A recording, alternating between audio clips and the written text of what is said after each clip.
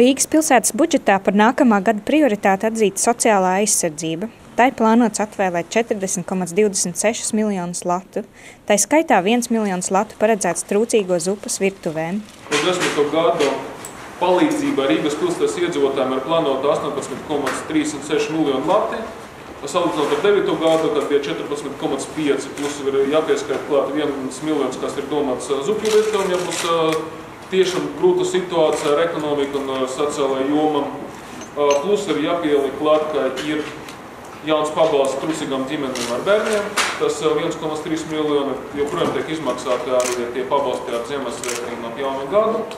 Lielākie izdevumi budžetā paredzēti izglītībai un ekonomiskajai darbībai. Attiecīgi 146,75 miljonu latu un 100,57 miljonu latu.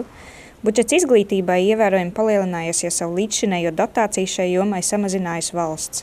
Vairāk nekā 20 miljonu latu paredzēta arī investīciju projektiem. Tā skaitā Dienvidu tilta 3. kārtai, Rīgas Krievu teātra rekonstrukcijai, Rīgas sanatorijas internāta pamatskolas rekonstrukcijai un Austrumu maģistrāles būvniecībai. Kopumā nākamgad Rīgas pilsētas ieņēmumi būs 408 miljonu latu. Salīdzinājumam šogad tie bija 403 miljonu latu, bet 2008. gadā 606 miljonu latu. Izdevumi nākamgad pārsniegs ieņēmumus. Nākamā gada budžets būs ar deficītu. Deficīts pavisam kopā būs ar 2 miljoniem latiem, kas pēc Rīgas ekonomikas izmēriem nav liels budžeta deficīts. Tas būs tikai 0,3% no Rīgas IKP salīdzinot ar valsts budžetu un valsts deficītu. Patreiz tas deficīts ir 4,7% no valsts IKP.